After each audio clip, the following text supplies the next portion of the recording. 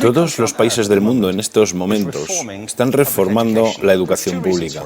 Existen dos razones para ello. La primera es económica. La gente está intentando resolver cómo podemos educar a nuestros niños para que ocupen su lugar en la economía del siglo XXI. ¿Cómo hacemos eso? Si ni siquiera podemos anticipar cómo será la economía al final de la próxima semana, como esta reciente crisis lo está demostrando. ¿Cómo hacemos eso? La segunda razón es cultural. Todos los países del mundo están intentando resolver cómo podemos educar a nuestros niños para que tengan sentido de identidad cultural, para poder legarles los genes culturales de nuestras comunidades y a la vez formar parte del proceso de globalización. ¿Cómo cuadramos ese círculo?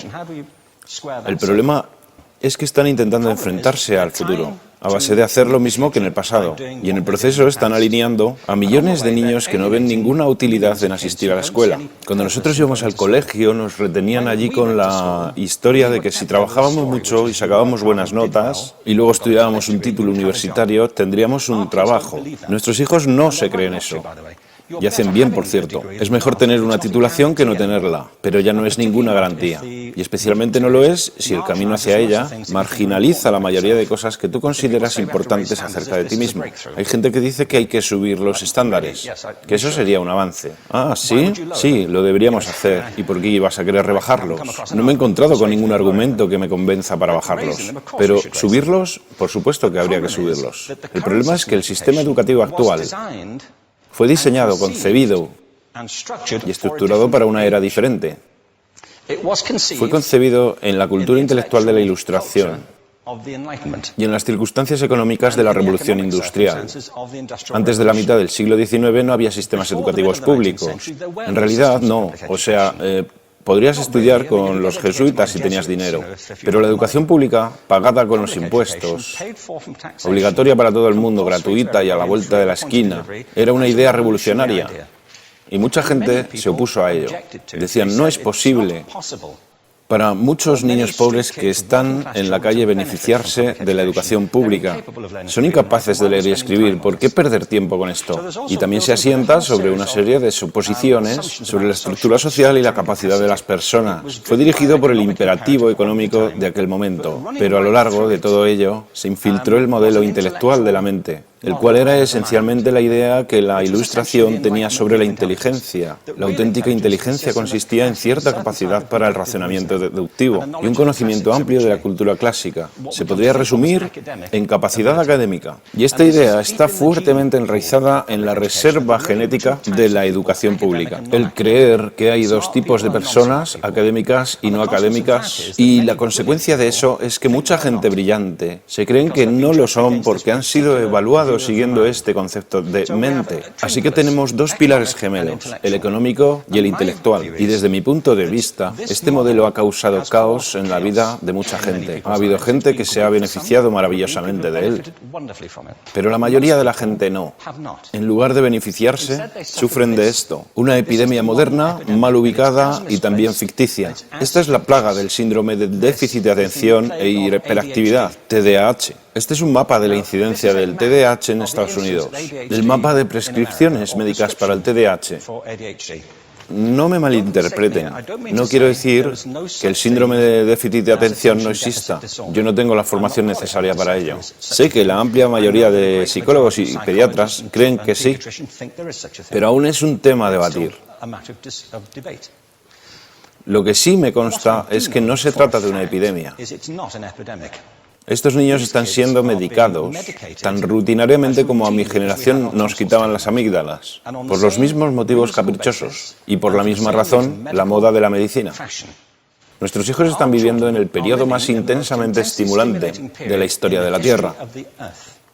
Están siendo acosados con información y les están reclamando su atención desde todos los medios.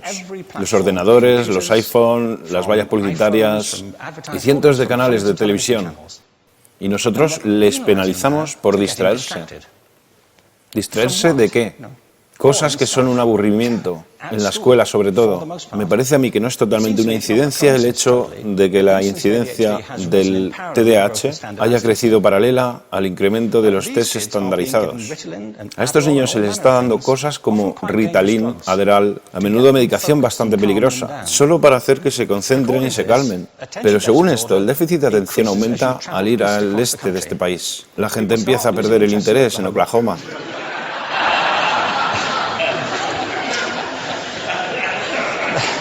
Ya casi no pueden pensar en Arkansas. Y para cuando llegan a Washington, lo han perdido completamente. Y hay distintas razones para ello.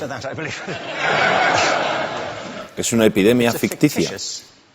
Si lo piensas, las artes, y no quiero decir que sea exclusivo de las artes, creo que también es cierto para las ciencias y para las matemáticas, pero permítanme hablar en particular de las artes, porque ellas son las víctimas de esta mentalidad en especial. Las artes tratan especialmente la idea de experiencia estética. Una experiencia estética es una en la que tus sentidos están funcionando a su máxima capacidad. Cuando te hallas presente en el momento actual, cuando vibras con la emoción de lo que estás experimentando, cuando estás plenamente vivo. Y la anestética es cuando cierras tus sentidos y te atontas ante lo que está sucediendo. Y muchos de estos medicamentos hacen eso. Estamos haciendo pasar a nuestros hijos por el sistema educativo a base de anestesiarlos. Y yo creo que deberíamos estar haciendo exactamente lo contrario. No deberíamos adormilarlos, sino despertarlos para que vean lo que sucede en su interior. Pero el modelo que tenemos es este. Yo creo que tenemos un sistema educativo modelado del interés de la industria a su imagen y semejanza. Les daré un par de ejemplos. Las escuelas aún están organizadas como si fueran fábricas.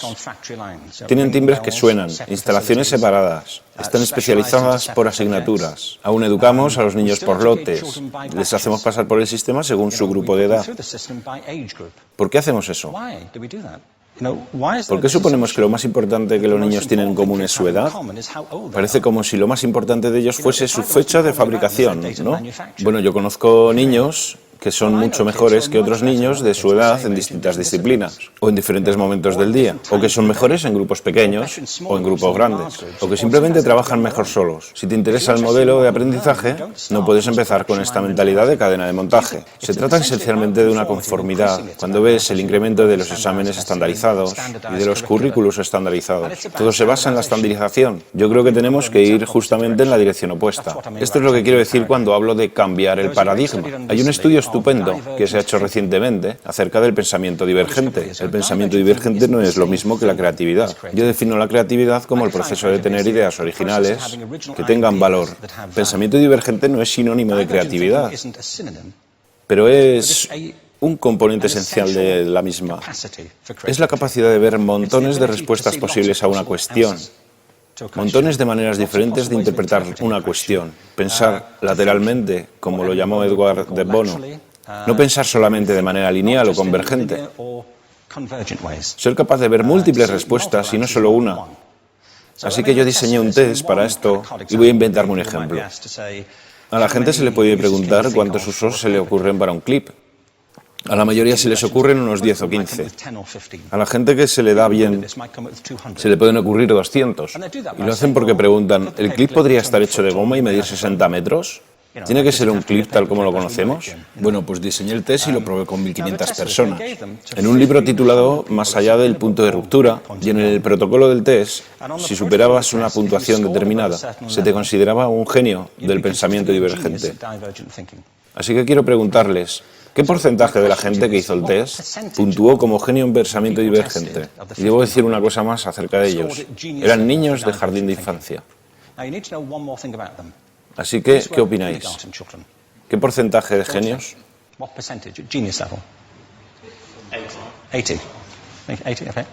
98%. Bueno, la cuestión es que era un estudio longitudinal, así que los mismos niños volvieron a hacer el test 5 años después, en edades entre 8 y 10 años. ¿Qué pensáis? ¿50%? Volvieron a hacerles el test otra vez, 5 años más tarde, cuando tenían entre 13 y 15 años de edad. Y se observa una tendencia, ¿no? Bueno, esto nos indica algo interesante, porque se supone que tendría que ser al revés, ¿no? Empiezas no siendo muy bueno, pero mejoras a medida que te haces mayor. Pero esto demuestra dos cosas. Una es que todos nosotros tenemos esta capacidad. Y la otra es que esta capacidad se deteriora en general. Muchas cosas les han pasado a estos niños durante su crecimiento, pero yo estoy convencido que lo que más les ha influenciado es que a estas alturas ya han obtenido una educación académica. Se han pasado 10 años en la escuela, oyendo que solo hay una respuesta correcta. Esta es la parte de atrás del libro, pero no la mires. Y no copies, porque eso es engañar.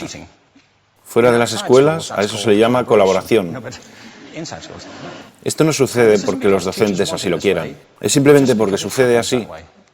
Es porque se halla presente en la reserva genética de la educación. Tenemos que pensar de forma diferente acerca de la capacidad humana. Tenemos que superar esta vieja idea acerca de lo académico y lo no académico, lo abstracto, lo teórico, lo vocacional, y empezar a verlo como lo que es, un mito. En segundo lugar, tengo que reconocer que la mayor parte de las veces el buen aprendizaje se da en grupos y que la colaboración es lo que alimenta el crecimiento. Si atomizamos a las personas, las separamos y los juzgamos por separado, formamos una especie de desconexión entre ellos y su ambiente de aprendizaje natural. Y en tercer lugar, un asunto importante es la cultura de nuestras instituciones, los hábitos de estas instituciones y los hábitats que ocupan.